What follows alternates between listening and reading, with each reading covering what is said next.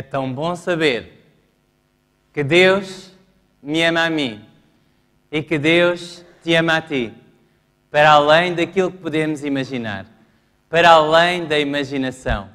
Muito boa noite e muito bem-vindos à quinta sessão desta série de conferências. Estou muito feliz por estar convosco. Continuamos a receber mensagens de carinho, de encorajamento.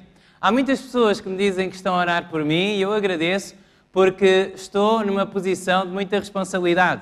É que devo falar não de mim, mas acerca de Jesus, não das minhas ideias e das minhas palavras, mas das palavras de Jesus e da palavra de Deus de toda a Bíblia.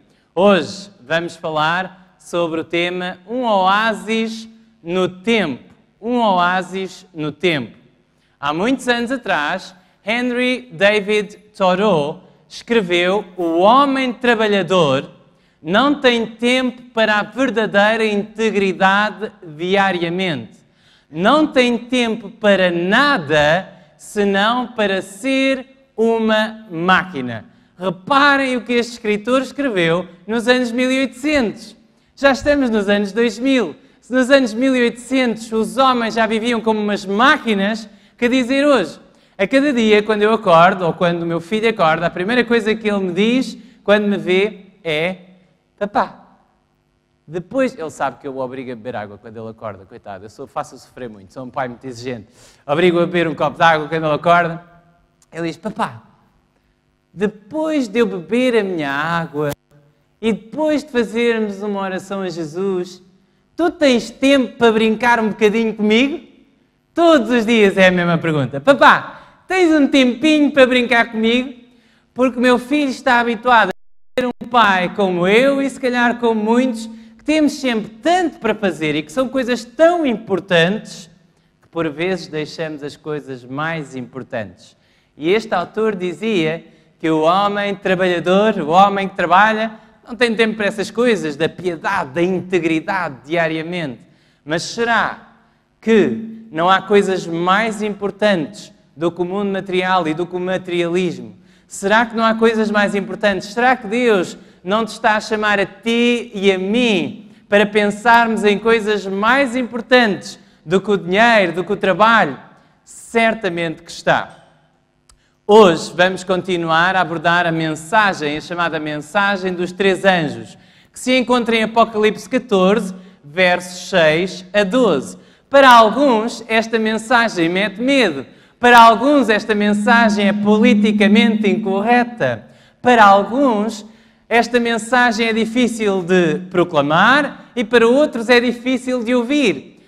Pode ser que seja um pouco difícil para alguém ouvir aquilo que eu vou dizer esta noite. Mas, meu querido amigo, pensa comigo. Será que quando pensamos em Deus, temos de pensar só no amor e no algodão doce e nas coisas cor-de-rosa? Se Deus é Deus, se Deus é Pai, será que um pai não gosta de falar com os seus filhos e de os proteger e de os avisar quando eles estão a ir por caminhos perigosos? Eu sou pai. Quando o meu filho está a fazer alguma coisa perigosa, eu disse: Lucas, sai daí! Se eu vejo a subir uma árvore e eu sinto que aquilo não é seguro, eu digo: Lucas, cuidado! Eu acho que até sou um pai galinha. A minha esposa não é tão galinha quanto eu. Eu sou um pai galinha. Estou sempre com medo que ele caia e se magoe. E se eu visse o meu filho a andar perto de um precipício, vocês acham que o amor verdadeiro de um pai avisa ou não avisa? O que é que vocês acham? O amor verdadeiro de um pai avisa ou não avisa? Esta mensagem é um aviso, o último aviso de Deus a um mundo em rebelião contra Ele, mas no qual existem homens e mulheres, filhos e filhas de Deus, que Deus ama e que Deus quer salvar. E se tu estás a ouvir estas palavras hoje, se tu vieste a este auditório hoje, se tu estás a assistir a esta transmissão hoje, se estás a ouvir pela rádio hoje, é porque Jesus quer falar ao teu coração e quer dizer-te: cuidado, filho, está a haver um grande engano e está a ser preparado um auge nesse engano e eu quero que tu estejas preparado para não seres enganado. Esta mensagem começa, como vimos ontem, e hoje vamos ver um pouco mais em detalhe, Apocalipse capítulo 14, verso 6, É interessante porque esta mensagem está exatamente no contexto após a descrição do povo fiel de Deus nos últimos dias da história da Terra e antes da vinda de Jesus. E diz, e vi outro anjo voar pelo meio do céu. Anjo, angelos, em grego, significa mensageiro. Nem sempre na Bíblia a palavra angelos, anjo, significava um ser celestial. Muitas vezes significava homens ou mulheres, pessoas humanas, mensageiros que Jesus enviava ou que Deus enviava. Portanto, pode ser um movimento humano que proclama uma mensagem importante na Terra e diz, vi outro anjo voar pelo meio do céu e tinha o Evangelho eterno para o proclamar aos que habitam sobre a terra e a toda a nação e tribo e língua e povo. É um anjo, é um mensageiro, é um movimento que proclama que Jesus morreu na cruz por ti e por mim, que proclama que Deus amou o mundo de tal maneira, que Deus amou o Daniel Gouveia, e amou o João, e o Manuel, e o António, e a Fernanda, e a Maria, e cada alma humana, para que todo aquele que nele crê não pereça, mas tenha a vida eterna. Deus amou o mundo de tal maneira que deu o seu Filho unigênito por ti e por mim, para que aquele que nele crê não pereça, mas tenha a vida eterna. Essa é a mensagem, é o princípio da mensagem, é a força da mensagem e deve ser proclamada em toda a terra. E o cristianismo, apesar de ainda não ter entrado em alguns países, está a entrar. Em quase toda a terra já se ouviu falar do nome de Jesus. No entanto, esta mensagem mostra que o nome de Jesus tem muito mais que se lhe diga do que a maior parte das pessoas pensa. E então continua, verso 7, dizendo com grande voz, temei a Deus e dai-lhe glória, porque é vinda a hora do seu juízo. Vimos ontem que o juízo já começou. Desde 1844, quando Jesus entrou no lugar santíssimo, de acordo com a profecia de Daniel 8:14 e a profecia de Daniel 9:25, desde 1844, Jesus entrou no lugar santíssimo do santuário celestial e está a efetuar a última obra de misericórdia por este mundo, mas é uma obra de juízo e devemos confessar os nossos pecados, ser sinceros com Deus e deixar que Ele mude o nosso coração. Devemos temer a Deus. Temei a Deus e dai-lhe glória. O que é temer a Deus? Será que precisamos de ter medo de Deus? Antigamente, as pessoas tinham medo de Deus. Olhava-se para Deus e ensinava-se que Deus está lá no céu para nos castigar. Eu tenho um amigo meu, já com alguma idade, já com muitos cabelos brancos, que me dizia, sabes, o meu pai ensinava-me, não se diz asneiras, senão Deus fura-te a língua. Era esta a visão de Deus. Um Deus mau, um Deus tirano, um Deus injusto, um Deus arbitrário, lá em cima no céu, a olhar cá para baixo para os pecadores, à espera que algum erre, que é para, pum, bater-lhe com força. E depois de viverem uma vida de tristeza e de sofrimento e de miséria nesta terra, lançava-os no inferno para eles sofrerem eternamente. Esta é uma visão muito turpada de Deus. Se tu acreditas num Deus assim, tu nunca o vais conseguir amar. Vais ter medo dele, mas nunca o vais amar. Agora, hoje caímos no extremo oposto. Hoje ainda muitas pessoas acreditam em Deus, mas há uma certa corrente no cristianismo e noutras religiões que acreditam num Deus que não é um pai, é um avôzinho. É um avô que está lá no céu, de cabelos brancos, a sorrir para nós, a dizer adeus a toda a gente e a mandar rabuçados cá para baixo. Não é esta a visão da Bíblia acerca de Deus. Deus é o Criador dos céus e da terra. Deus é um ser infinito em sabedoria, em poder, em inteligência, em amor. Mas o amor verdadeiro não é um amor que faz todas as nossas vontades.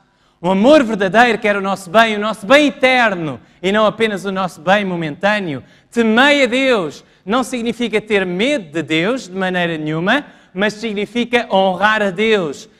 Significa respeitar a Deus, amar a Deus, obedecer a Deus.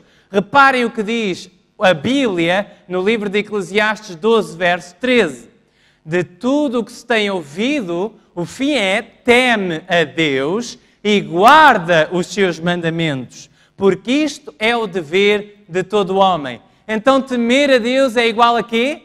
Temer a Deus é guardar os seus mandamentos, é obedecer a Deus. Deus tem prazer em que nós lhe obedeçamos. Que pai que ama o seu filho é que não tem prazer em que o filho lhe obedeça quando o pai diz algo que é para o seu bem.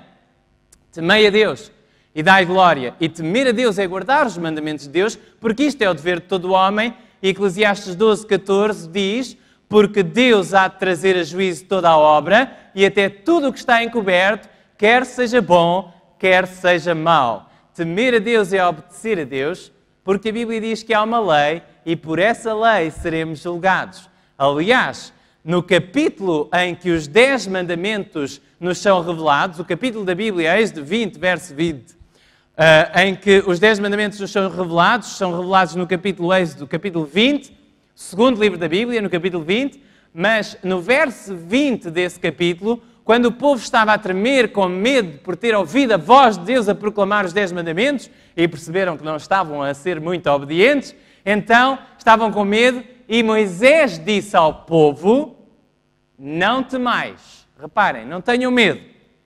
Não é de ter medo que aqui se trata. Não tenham medo. Deus veio para vos provar, para que o seu temor esteja diante de vós, a fim de que não pequeis. Temer a Deus não é ter medo de Deus. De acordo com a Bíblia, temer a Deus é obedecer-lhe. É ser livrados, é ser libertos, é ser libertados do pecado. E só há uma maneira de compreendermos o que é o pecado. Ontem lemos a primeira epístola de João que diz: o pecado é a transgressão da lei. E o que é a lei?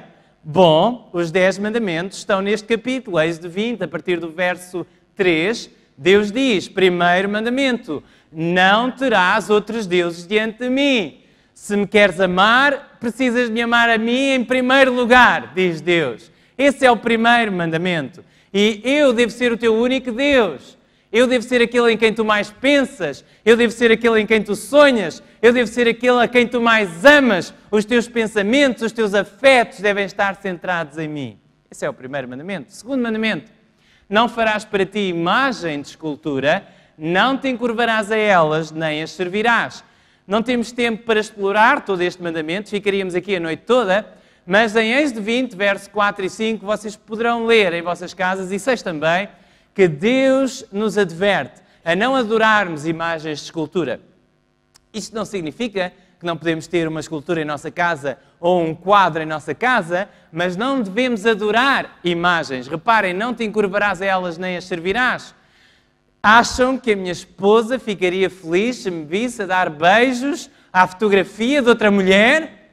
Acham que ela ficava feliz? De maneira nenhuma. Nunca ninguém tirou uma fotografia de Jesus, nunca ninguém tirou uma fotografia de Deus, ninguém sabe como é que eles são, porque é que vamos estar a adorar imagens que os representam ou que representam pessoas que estariam no céu, quando nós não sabemos realmente como é que as pessoas que estão no céu são, como é que os anjos são. A Bíblia ensina que algumas pessoas foram ressuscitadas, estão no céu, mas será que realmente nós sabemos como é que elas são? E será que Deus nos pede para as adorar? Isso não está na Bíblia de maneira nenhuma. Deus pede-nos para adorarmos a Ele, mas para fazermos como Jesus, que se ajoelhava e que orava ao seu Pai. Não se ajoelhava diante de nenhuma imagem, de maneira nenhuma. Terceiro mandamento: não tomarás o nome do Senhor teu Deus em vão, porque o Senhor não terá por inocente o que tomar o seu nome em vão, diz Êxodo 20, verso 7. Muitas pessoas estão sempre a dizer: ai meu Deus, ai meu Deus, ai meu Deus, que vai julgar quem toma o teu nome em vão. Mas mais do que dizer o nome de Deus em vão com os nossos lábios, nós podemos ser culpados do pecado de tomar o nome de Deus em vão na nossa vida. Se dizemos que amamos a Deus, se dizemos que amamos a Jesus, a Cristo, somos cristãos, e fazemos coisas que Cristo nunca faria e que nunca aprovaria, será que não estamos a tomar o nome de Deus em vão? Quarto mandamento diz: lembra-te do dia do sábado para o santificar. Diz Êxodo 20, verso 8. Este mandamento é mais longo, não vou ler tudo para já, mas mais daqui a bocadinho. Quinto mandamento diz: honra a teu pai e a tua mãe, para que se prolonguem os teus dias na terra que o Senhor teu Deus te dá. Êxodo 20, verso 12. Se queremos honrar a Deus, se queremos amar a Deus, Deus pede-nos para amar o nosso próximo também. E para começar com aqueles que estão mais perto, com aqueles que estão em nossa casa, os nossos pais. É aí que devemos começar a amar, a honrá-los, a respeitá-los, a ajudá-los, a ser obedientes. enquanto estamos dependentes deles e a cuidar deles quando eles precisam da nossa ajuda. Sexto mandamento, não matarás, e Jesus mostrou que este mandamento vai muito longe. Não matarás, Êxodo 20, verso 13. Sétimo mandamento, não adulterarás, Êxodo 20, verso 14. Jesus mostrou que este mandamento vai até aos pensamentos. A relação sexual é algo maravilhoso, criado por Deus. A relação sexual, o ato sexual não é pecado nenhum, desde que seja feito por um marido e por uma mulher que se casaram, que se comprometeram um para com o outro, diante do altar de Deus, é o que a Bíblia ensina. A Bíblia ensina, e Jesus ensinou, que o facto até de olharmos para uma mulher, que não é a nossa mulher, nós, senhores, cavalheiros, e as senhoras olharem para um homem, que não é o seu marido, e termos pensamentos impuros para com essa pessoa, isso é pecado. E aqui temos de reconhecer, meus amigos, e em todos os mandamentos, todos somos pecadores desesperados e que precisamos do sangue de Jesus. E a lei está aqui para nos mostrar isso mesmo, que precisamos ser purificados pelo sangue de Jesus, precisamos ter um novo coração. Oitavo mandamento, não furtarás. Êxodo 20, verso 15, ou seja, ser honesto em tudo, não privar os outros daquilo que lhes pertence, não roubar, ser intimamente, estritamente e completamente honesto nos nossos negócios. Nono mandamento, Êxodo 20, verso 16, não dirás falso testemunho contra o teu próximo, dizer a verdade. Isto foi só uma mentirita. Uma vez houve uma médica que me disse assim, o senhor vai ali, vai fazer um exame, e para conseguir fazer o exame mais barato, o senhor vai dizer uma mentirita. Mas não se preocupe, é uma mentira misericordiosa. Como é que uma mentira pode ser misericordiosa? Meus amigos, estamos a brincar com quem? Deus diz que Ele é a verdade. Em várias passagens da Bíblia, Jesus disse, eu sou o caminho, a verdade e a vida. Como é que nós podemos dizer uma mentirita ou uma mentirona e pensar que Deus não fica triste com isso? Deus é a verdade. E Deus quer homens e mulheres verdadeiros e que tenham a coragem de dizer a verdade, custa o que custar, mas dizê-la com amor. E continuamos. E o 10º mandamento é, não cobiçarás a casa do teu próximo. Não cobiçarás a mulher do teu próximo. Aqui está. Atinge os motivos da conduta, os pensamentos. Atinge o nosso egoísmo. Nem o seu servo, nem a sua serva, nem o seu boi, nem o seu jumento, nem coisa alguma do teu próximo. Êxodo 20, verso 17. Esta é a lei. Estes são os 10 mandamentos. Há muitas pessoas que dizem assim, ok, estes são os 10 mandamentos, foram dados lá no Antigo Testamento, ao povo judeu, mas Jesus veio e agora temos o Novo Testamento. Agora só precisamos nos amar uns aos outros. É ou não é? Será que o Novo Testamento veio anular o Velho Testamento? Será que Jesus veio anular os 10 mandamentos e todo o Velho Testamento? Vamos ver o que é que Jesus disse em Mateus, no capítulo 5, verso 17. Não cuideis que vim destruir a lei aos profetas. Não vim abrogar, mas cumprir. Digam-me uma coisa, parece que Jesus está a destruir a lei? Será que ao lermos a Bíblia e aquilo que Jesus diz, parece que Jesus veio destruir a lei? De maneira nenhuma. Jesus veio cumprir a lei, não veio destruir a lei. E continua e vai ainda mais longe e diz assim no verso 18, Mateus 5, verso 18. Porque em verdade vos digo que até que o céu e a terra passem, nem um jota ou um til jamais passará da lei sem que tudo seja cumprido. Os céus e a terra já passaram? Será que os céus e a terra já passaram? Ainda não passaram. Como é que podemos dizer que a lei foi abolida? Como é que podemos dizer que os 10 mandamentos já não estão em vigor? Se Jesus disse o contrário. Jesus disse que a lei não será abolida enquanto os céus e a terra durarem. Jesus veio para nos ajudar a cumprir esta lei e não para abolir essa lei. Jesus veio para que eu diga a verdade e não para que eu diga a mentira. Jesus veio para que eu seja fiel à minha esposa e não para que eu seja infiel à minha esposa. Jesus veio para que eu ame a Deus de todo o coração e não para que eu tenha outros deuses no meu coração. Agora, será que estes 10 mandamentos continuam a ser mostrados, revelados, pregados e divulgados pela Igreja como deveriam ser? A Bíblia profetizava no livro de Daniel, capítulo 7, verso 25, que surgiria um poder representado a Daniel como um animal grotesco, um poder que seria um poder político e religioso, de acordo com as profecias de Daniel e de Apocalipse. E diz que este poder cuidará em mudar os tempos e a lei. Os 10 mandamentos. Houve uma tentativa de alterar essa lei. Houve uma tentativa de alterar os 10 mandamentos por um poder. Agora reparem, a Bíblia diz-nos que os 10 mandamentos foram escritos pelo dedo de Deus. A Bíblia foi inspirada por Deus, homens santos de Deus foram inspirados, tiveram visões, pensamentos. Alguns, como o evangelista Lucas, pesquisaram, foram à procura daquilo que as pessoas diziam sobre Jesus, as pessoas que eram testemunhas oculares, e escreveu com as suas próprias palavras. Mas os 10 mandamentos, de acordo com o livro de Êxodo, de acordo com o testemunho de Moisés, foram escritos pelo próprio dedo de Deus. Êxodo 31, verso 18 diz: e deu a Moisés, quando acabou de falar com ele no Monte Sinai, as 2 tábuas do testemunho, tábuas de pedra, escritas pelo dedo de Deus. Agora reparem, se Deus chegasse ao pé de vocês, se Deus chegasse ao pé de ti, tu que estás lá em casa ou que estás a ouvir estas palavras pela rádio, ou tu que estás aqui neste auditório,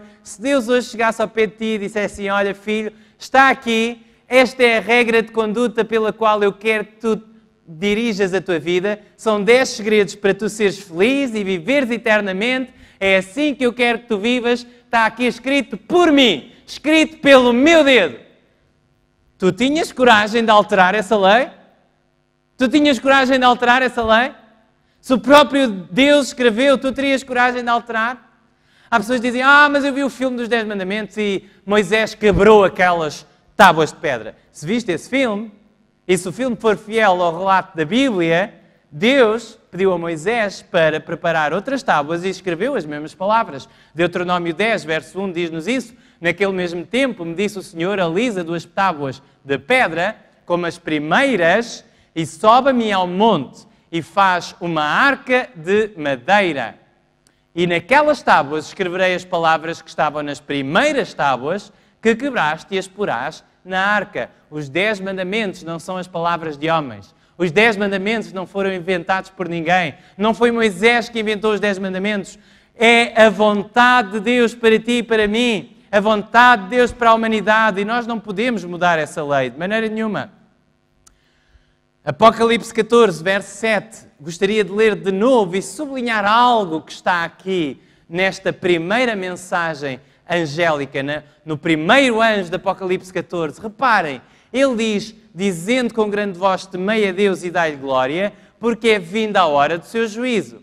E adorai, é um convite à adoração, adorai aquele que fez o céu e a terra e o mar e as fontes das águas.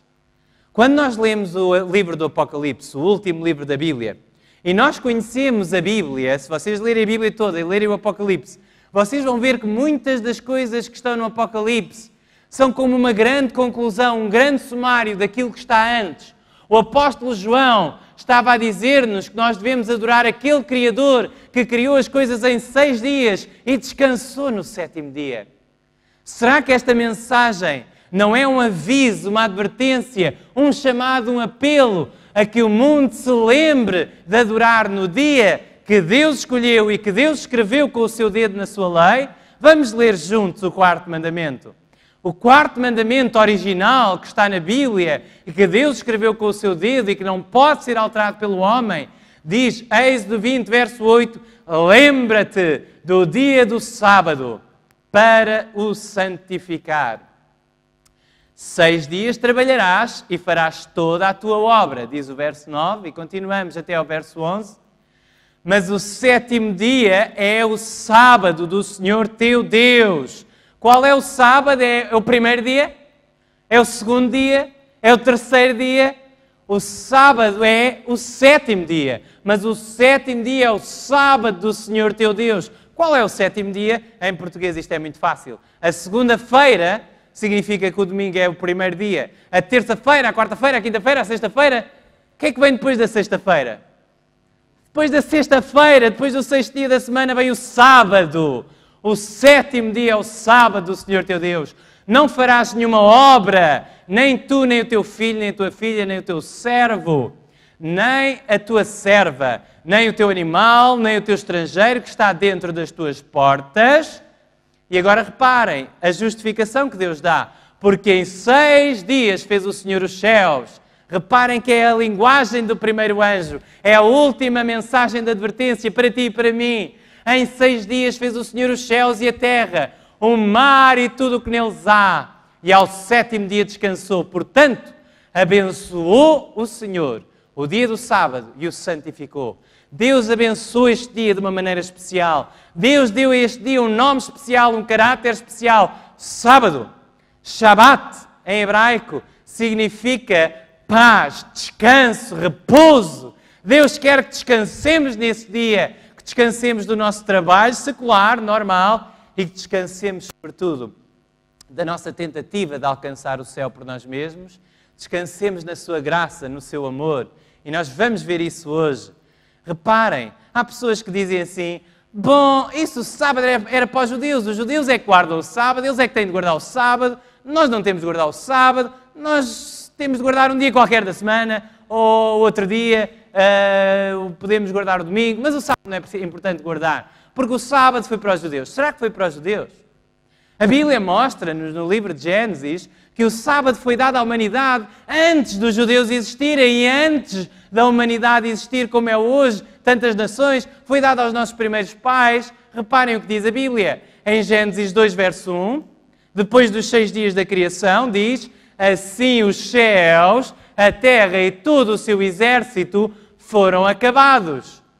E o verso 2 diz, e havendo Deus acabado no dia 7º a obra que fizera, descansou no 7º dia de toda a sua obra que tinha feito.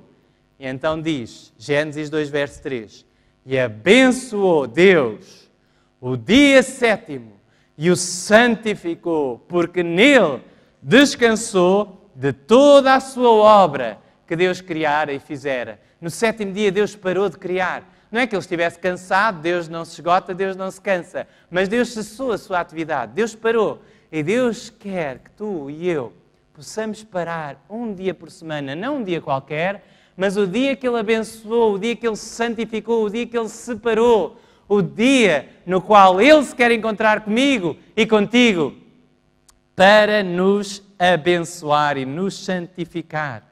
Reparem, ainda mesmo assim, há pessoas que dizem, bom, no Antigo Testamento nós vemos que os judeus tinham lá umas leis, mas essas leis só se aplicavam para eles não estavam preocupados que os outros guardassem essas leis. Reparem aquilo que Deus disse ao povo israelita no Antigo Testamento, Isaías, escrito 700 anos antes de Cristo, Isaías 56, verso 6, e aos filhos dos estrangeiros que se unirem ao Senhor para o servirem, e para amarem o nome do Senhor e para serem seus servos, estava a falar aqui para os israelitas? Não, dizia aos filhos dos estrangeiros que se unirem ao Senhor para o servirem, para o amarem, aqueles que querem amar a Deus, sejam judeus, israelitas ou não. Isto disse Deus no Antigo Testamento. E agora reparem, e a todos os que guardarem o sábado, não profanando, e os que abraçarem a minha aliança, também os levarei ao meu santo monte e os alegrarei na minha casa de oração, porque a minha casa será chamada casa de oração para todos os povos. Deus desejava que todos os povos ouvissem a verdade através do povo israelita, através do povo judeu. Deus desejava que todos os povos soubessem que Ele é o Deus verdadeiro, criou os céus e a terra em 6 dias e descansou no 7º dia, no sábado. Deus desejava que os povos soubessem que há um Deus no céu que nos ama. Deus deseja que tu saibas que há um Deus no céu que te ama, que te criou por amor, que deu o seu Filho por ti e que quer que tu descanses nos seus braços no 7º dia da semana, que é o sábado.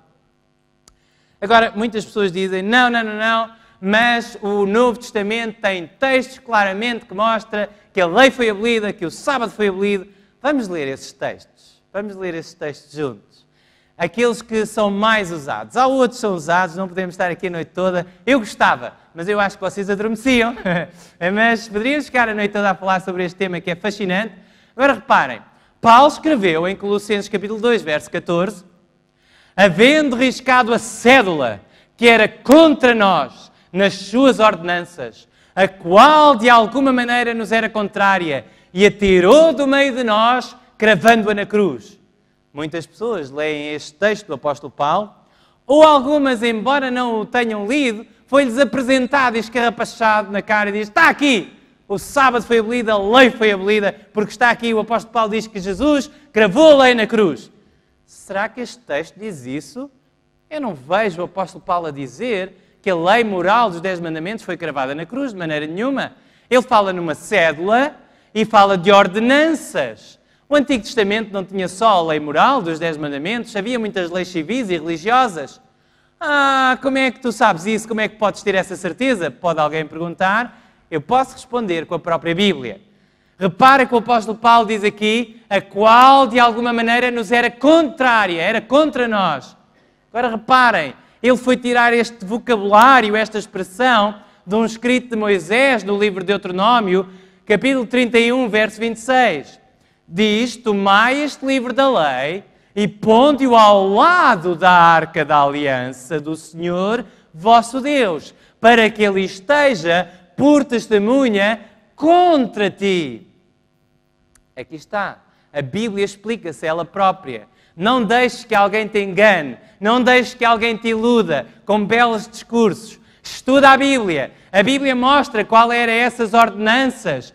Tinha a ver com as leis civis, com as leis higiênicas, com as leis cerimoniais, com as ordenanças que estavam escritas não pelo dedo de Deus, não nas tábuas de pedra, não dentro da arca, mas em material perecível, num livro, os livros daquela altura, em papiro, estava escrito fora da arca, em vasos de barro, dentro daqueles vasos de barro, naquele livro estava escrito à volta da arca, esse livro, em testemunha contra Israel.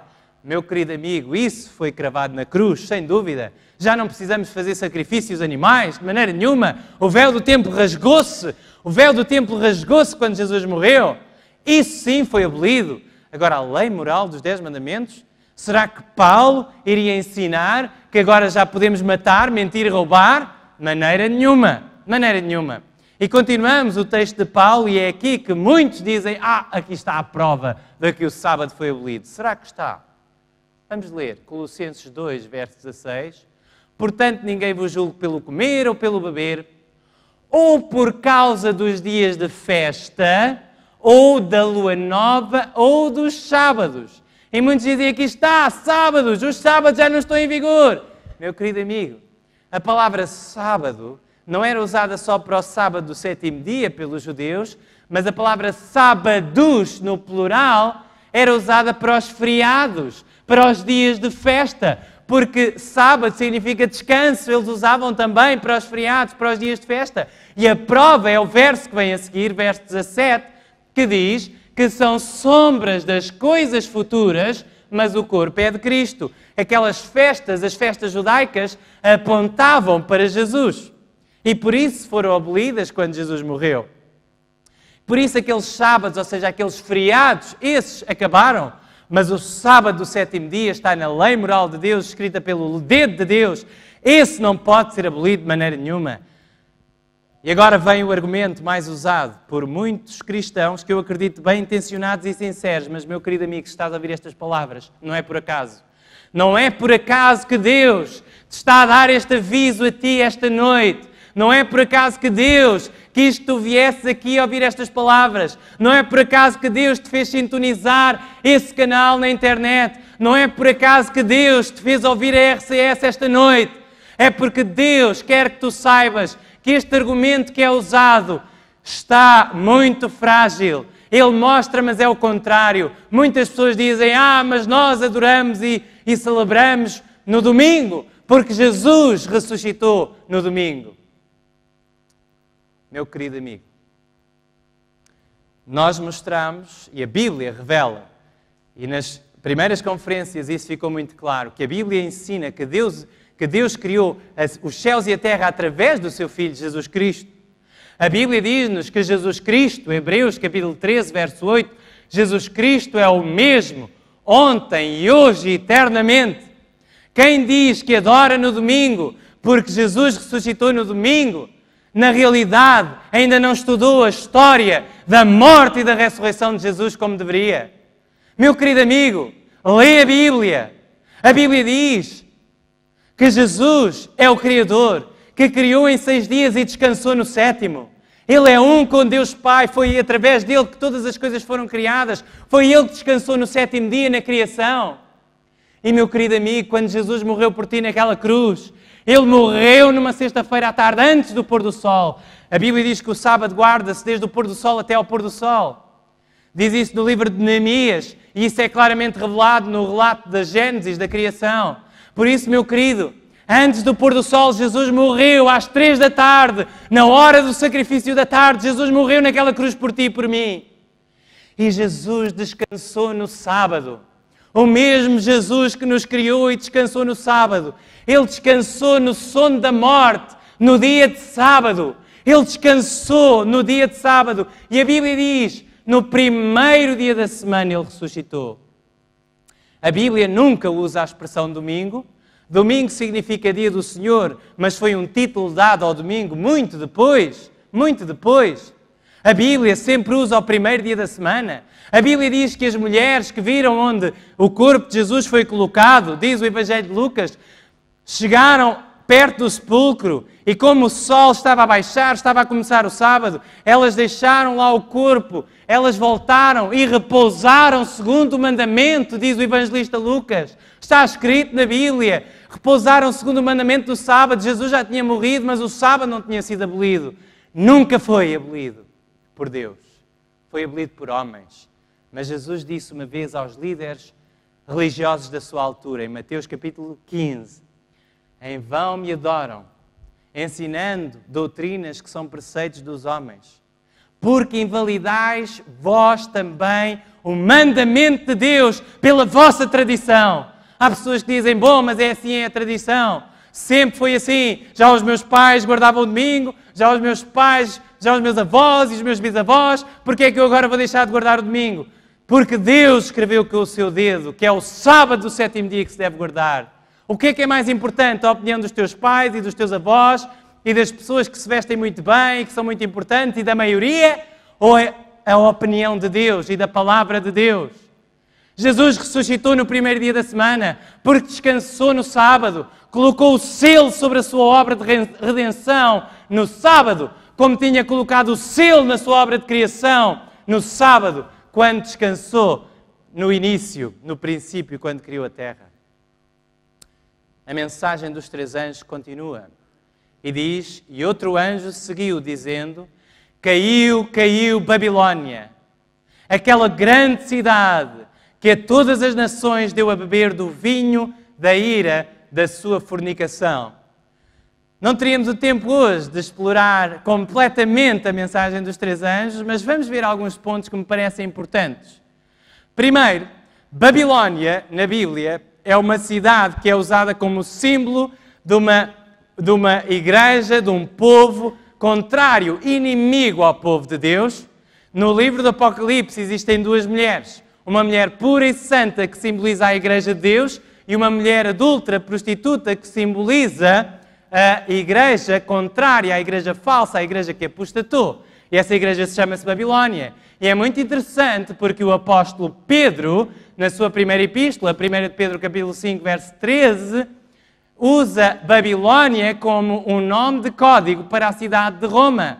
Reparem o que ele diz, a vossa coeleita em Babilónia vos saúda e meu filho Marcos. Todos sabem, todos os historiadores cristãos sabem que Pedro estava em Roma. Pedro usou o nome de Babilónia para falar acerca de Roma. Será que existe um poder nos últimos dias da história da Terra e que já existe em Roma há muito tempo e que é um poder contrário ao poder de Deus e que leva as pessoas a adorarem noutro dia e não no dia que Deus escreveu com o seu dedo? Será? A Bíblia diz-nos em Apocalipse capítulo 17, verso 1. E veio um dos 7 anjos que tinham as 7 taças e falou comigo dizendo-me, vem mostrar-te-ei a condenação da grande prostituta, que está assentada sobre as muitas águas, com a qual fornicaram os reis da terra, e os que habitam na terra se embebedaram com o vinho da sua fornicação. O vinho na Bíblia é usado como símbolo de várias coisas, e uma delas é uma doutrina falsa. Será que existem milhares de pessoas no mundo, e até governantes no mundo, que na realidade estão enganados, estão iludidos com uma doutrina falsa? Continua e diz: e levou-me em espírito a um deserto, e vi uma mulher sentada sobre uma besta, de cor de escarlata, que estava cheia de nomes de blasfémia, e tinha 7 cabeças e 10 chifres. Uma vez acusaram Jesus de dizer uma blasfémia, porque ele disse que perdoava os pecados, e só Deus é que pode perdoar os pecados. Mas Jesus era o Filho de Deus. E como Filho de Deus e como Deus, Ele pode perdoar os pecados. Aliás, Ele é o único que pode perdoar os teus pecados. Só através de Jesus Cristo é que os teus pecados podem ser perdoados, através de mais ninguém. Há quem diga: bom, mas Ele deu aos discípulos, a Pedro e aos outros discípulos, a autoridade para perdoar pecados. Meu querido amigo, lê esses textos com muita atenção, lê a Bíblia. Não acredites em mim, lê a Bíblia. Lê Mateus capítulo 16, onde dizem que Jesus colocou sobre Pedro a autoridade da igreja. Lê o que lá está, lê o capítulo inteiro. Não leias só uma parte, lê o capítulo inteiro. Vai até Mateus capítulo 18, quando Jesus volta a usar a mesma linguagem: tudo o que ligares na terra será desligado no céu. Jesus estava a falar de pecados públicos. A igreja deve julgar as coisas aparentes, as ações. Agora, os motivos e as intenções e os pecados secretos, esses devem ser confessados só a Deus, só a Deus. E será que Jesus realmente instituiu a sua igreja sobre Pedro? Ou sobre a confissão de Pedro, que disse: tu és o Cristo, o Filho do Deus vivo? Será que não foi sobre ele, sobre Jesus Cristo, que sobre esta rocha, disse ele, e sobre esta rocha estabelecerei a minha igreja, e as portas do inferno não prevalecerão contra ela? Pedro falhou. Logo a seguir tentou desviar Jesus da cruz. Pedro negou a Jesus quando Jesus estava a ser espancado no palácio de Caifás. Pedro falhou mais tarde, depois do derramamento do Espírito Santo. O apóstolo Paulo teve de o repreender. Pedro era um homem pecador, como tu e eu. Mas Jesus Cristo, o único que nunca pecou, o Filho de Deus, é a pedra angular, e o próprio Pedro escreveu isso nas suas epístolas. A pedra provada, viva, rejeitada pelos homens, mas para com Deus eleita e preciosa. Essa é a pedra angular. Jesus é o fundamento da igreja. Amém? O fundamento da igreja cristã é Cristo. E a Bíblia continua: e a mulher estava vestida de púrpura e de escarlata e adornada com ouro e pedras preciosas e pérolas. Não é preciso fazer um desenho. E tinha na sua mão um cálice de ouro, cheio das abominações e da imundícia da sua fornicação. E na sua testa estava escrito o nome Mistério, a grande Babilónia, a mãe das prostituições e abominações da terra. Diz Apocalipse 17, verso 5. Será que há um poder que se diz ser a mãe de todas as igrejas? Meus queridos amigos, não se deixem enganar. A Bíblia é muito clara. E esta mensagem, esta advertência é para ti hoje que estás a ouvir estas palavras. E chegamos à mensagem do terceiro anjo e respirem fundo. Porque esta mensagem é um apelo e é um aviso muito solene e muito sério. E diz: e seguiu-os o terceiro anjo, dizendo com grande voz: se alguém adorar a besta e receber a sua imagem, e receber o sinal na sua testa ou na sua mão, diz Apocalipse 14, verso 9, e vamos ler agora o verso 10, também este beberá do vinho da ira de Deus, que se deitou não misturado no cálice da sua ira, e será atormentado com fogo e enxofre diante dos santos anjos e diante do Cordeiro. E diz o verso 11, e a fumaça do seu tormento só para todo sempre, e não tem repouso nem de dia nem de noite, os que adoram a besta e a sua imagem, e aquele que receber o sinal do seu nome. Será que acham que é importante nós ouvirmos esta mensagem? É ou não é? Será que é importante sabermos aquilo que significa esta mensagem? Há quem lê esta mensagem e fica assustado. Afinal, Deus vai fazer as pessoas arder para sempre? Não, não vai. Amanhã vamos explicar isso tintim por tintim. Eu espero que amanhã tenhas a coragem de continuar a ouvir estas palavras, porque são as palavras de Deus, são as palavras da Bíblia. E amanhã vamos explicar o que é que acontece às pessoas quando morrem e o que é que acontecerá no final, quando Jesus voltar. Mas hoje gostaria de fazer uma pergunta àqueles que estão aqui neste auditório, ok? Eu peço que vocês me respondam, alto e bom som. Se vocês não quiserem, eu não continuo. Mas se alguém aqui quer que eu vos diga qual é o sinal da besta, digam, por favor, diz. Alguém quer? Vocês disseram muito baixinho. Alguém quer? Agora ouvi. Mas se calhar as pessoas lá em casa não ouviram que vocês não têm microfone. Alguém quer que eu diga qual é o sinal da besta? Não vou dizer. Não vou dizer. Mas vou dizer-vos qual é o sinal de Deus. Posso dizer qual é o sinal de Deus? Posso dizer qual é o sinal de Deus? Posso? Meus amigos, não acreditem em mim, leiam a vossa Bíblia. Eu vou chamar aqui à frente, se não estava programado, eu peço a alguém que consiga chegar um microfone, eu peço a um voluntário ou uma voluntária. Uma voluntária ou um voluntário. Há alguém? Eu estou a ver aqui uma jovem nas primeiras filas, podes vir cá à frente, por favor? Vem cá à frente, por favor. Nós não tínhamos combinado isto, ok? Nós não tínhamos combinado isto. Isto é um auditório público, qualquer pessoa pode entrar aqui, portanto, se vocês quiserem que eu substitua, olá. Eu não vos vou mentir, eu conheço muito bem esta jovem, chama-se Ana Filipa, certo? Certo, é a minha amiga. Mas se vocês quiserem, se as pessoas que estão aqui neste auditório quiserem, podem escolher outra pessoa. Não confiam na Ana Filipa, querem escolher outra pessoa? Alguém que esteja aqui que eu não conheça, que não seja meu amigo, quer vir aqui à frente ler a Bíblia, é para ler a Bíblia, só para ler a Bíblia. Querem que eu mude de pessoa? Pode ser Ana Filipa. Pode ser Ana Filipa? Ok, tens ali o microfone. Eu vou pedir que tu leiam lá em casa, se alguém está em casa e tem uma Bíblia, por favor, abra a Bíblia. Leiam o que a Bíblia diz, não acreditem em mim. Leiam o que a Bíblia diz. Leiam em Ezequiel capítulo 20.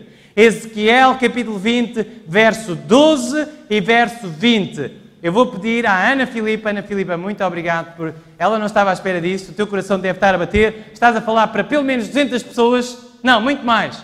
Com este auditório, com as pessoas que estão a assistir online, na RCS, para muitas pessoas vão ouvir a tua voz agora, e não sou eu, és tu, vais ler o que está em Ezequiel, capítulo 20, verso 12 e verso 20. Força! E também lhes dei os meus sábados para que servissem de sinal entre mim e eles. O que é que diz aí? Deus deu o quê?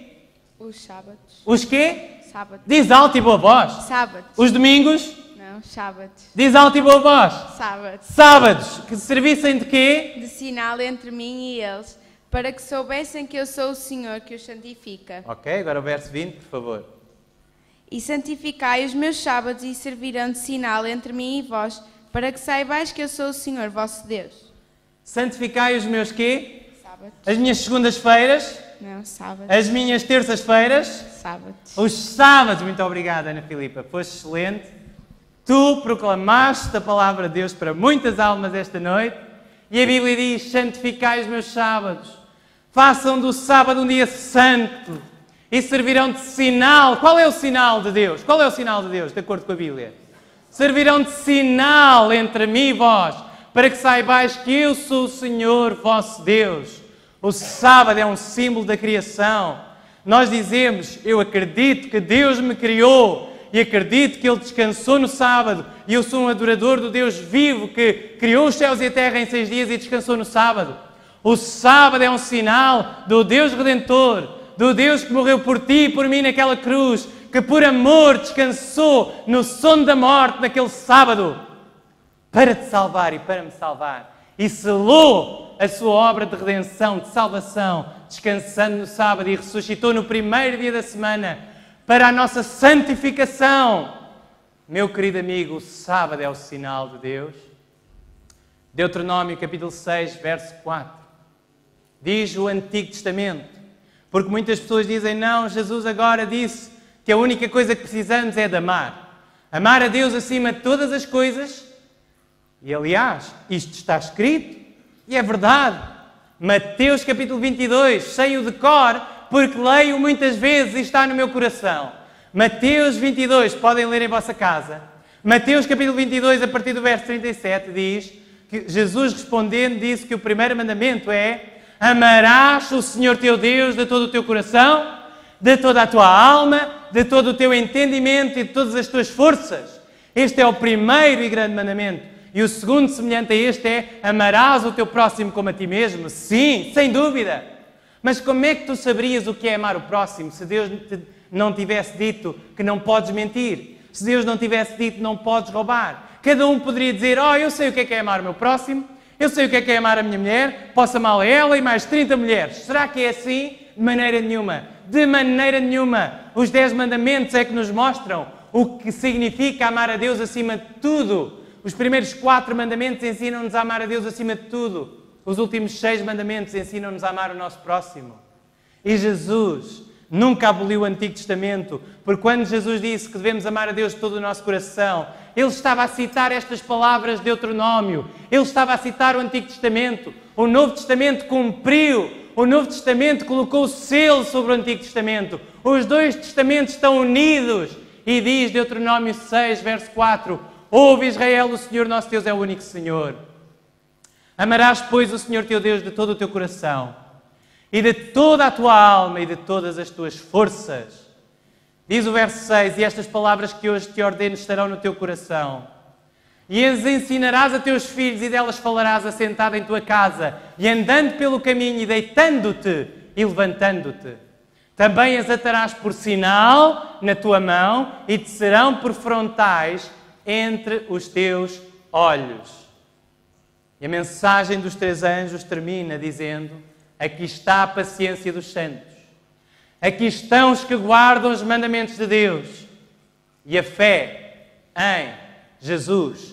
Apocalipse 14, verso 12. Deus está a fortalecer um povo nos últimos dias da história da Terra. Um povo que guarda os mandamentos de Deus, os 10 mandamentos proclamados no Monte Sinai. Um povo que faz isso, não pela sua força, porque por nós é impossível, mas pela força de Jesus, pela fé em Jesus, porque ama a Jesus, Jesus que nos amou até à morte. Nós agora queremos amá-lo também até à morte, se for necessário. Que todos nos deixem, mas que não nos deixe Deus, que não nos deixe Jesus, porque se Deus é por nós, quem será contra nós? Meu querido amigo, hoje Deus está a chamar-te, a ti que estás aí em casa, a ti que estás a ouvir estas palavras na rádio, a ti que estás neste auditório.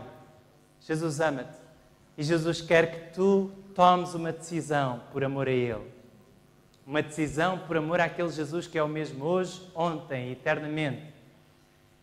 Ontem, hoje, eternamente. Um Jesus que te diz como é que Ele quer ser adorado. Adorai aquele que fez os céus, a terra, o mar e as fontes das águas. Quando eu estudava em França, os tempos foram um pouco difíceis. Tinha de estudar e de trabalhar. E no último ano dos meus estudos, eu já estava casado. Estava casado, foi muito bom. Ao mesmo tempo tinha de fazer todos os trabalhos que os professores pediam. Tive de fazer a minha tese, a primeira tese do primeiro mestrado. Eu tinha de limpar a biblioteca, tinha de limpar casas de banho muito sujas. Chegava a casa cansado. A minha esposa, e muito aprecio e muito sou grato a Deus e à minha esposa pelos sacrifícios que ela fez por mim, por amor a mim e por amor a esta causa que eu abracei. E a minha esposa não trabalhou na sua área profissional, mas fez trabalhos muito humildes para me ajudar a pagar os estudos naquele primeiro ano. E ali estávamos nós, e todas as sextas-feiras, antes do pôr do sol, a Bíblia diz que o sábado começa ao pôr do sol, sexta-feira, antes do pôr do sol, eu juntava umas moedas, ia ao supermercado e comprava um ramo de flores para oferecer à Celiane. E eu lembro-me de uma sexta-feira em particular, nunca mais me vou esquecer, em que nós estávamos com alguns problemas financeiros, para não dizer graves problemas financeiros. E a verdade é que tínhamos todos os cêntimos contados, mas eu pensei, ela vai ficar feliz. Ela vai ver que eu a amo e que a amo tanto que até quando estamos a contar os tostões eu vou gastar dinheiro em flores para lhe oferecer porque eu a amo. Sabe, eu sou muito romântico, ou pelo menos era. Agora já não ofereço tantas flores, infelizmente. Ela está a ouvir estas palavras, logo à noite já sei o que é que vai acontecer. E naquela sexta-feira eu levei o ramo de flores todo contente. E quando cheguei a casa, eu disse, aqui está, amor, comprei-te um ramo de flores. Mas a Celiane começou a chorar. Aliás, ela partiu-se em choro. E eu percebi naquele dia uma coisa que eu não tinha percebido até então, mas que eu nunca mais esqueci. É que a minha esposa é diferente de mim. Para mim, se ela me oferecesse alguma coisa quando nós estávamos apertados com o dinheiro, isso para mim ia ser uma grande demonstração de amor. Mas quem faz as contas lá em casa não sou eu, é ela. Por isso, para ela que faz as contas e que tem muito mais sensibilidade para a gestão, para a economia, para o orçamento familiar, para ela seria uma prova muito maior da minha parte de amor responsável, não ter comprado as flores naquela sexta-feira. Eu percebi que a minha esposa quer que eu a ame, mas que ela é diferente de mim. Ela quer que eu a ame da forma que a faz sentir-se mais amada. E Jesus que morreu por ti naquela cruz, Jesus que te criou, que criou do pó o ser humano com as suas mãos e soprou o fogo da vida nas narinas de Adão na sexta-feira e que descansou no sábado. E que para salvar Adão e para te salvar a ti e a mim, verteu o seu sangue naquela cruz e depois descansou no sábado. Ele disse-te a ti e a mim, e está-te a dizer hoje na sua palavra, como é que Ele quer que tu o ames e que tu o adores. E é no dia de sábado. Qual vai ser a tua? Qual vai ser a nossa decisão?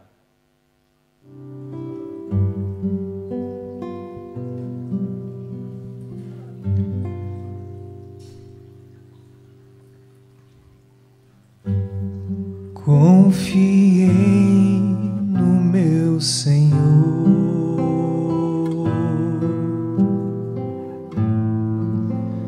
e Ele me ouviu. Do pecado me livrou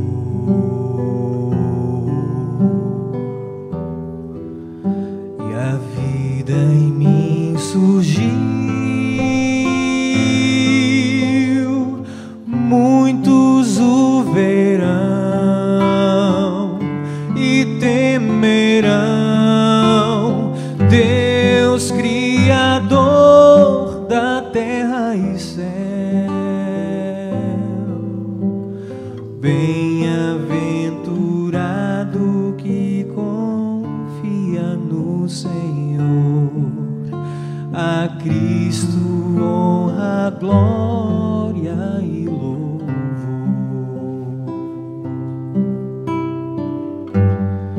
Os meus pés guiou no bem,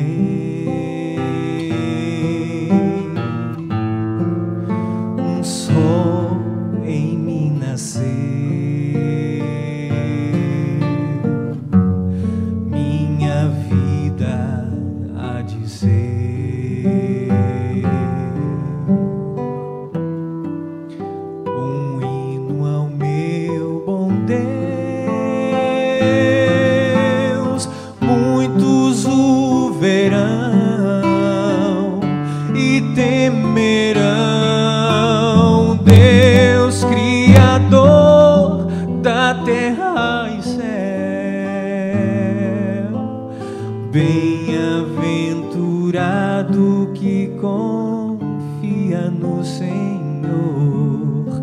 A Cristo honra, glória e louvor. A Cristo honra, glória e louvor.